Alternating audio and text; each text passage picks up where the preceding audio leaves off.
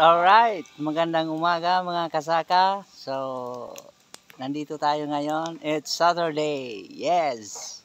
So, kung meron kayong nakikita nyo yon, so gumagawa tayo ng coconut oil DIY. Yan. Yan o. Habang may tinatrabaho tayong iba, nakasalang lang siya dyan. So, kung marami kayong bunga ng nyog na sobra, yung pwede nang gamitin para makuha na ng gata. Yan ang gagawin nyo. So, kami dito sa bukid, almost 4 months na namin ginagawa. Hindi kami bumibili ng mantika. So, gumagawa lang kami ng sarili namin kasi nga meron namang mga sobra na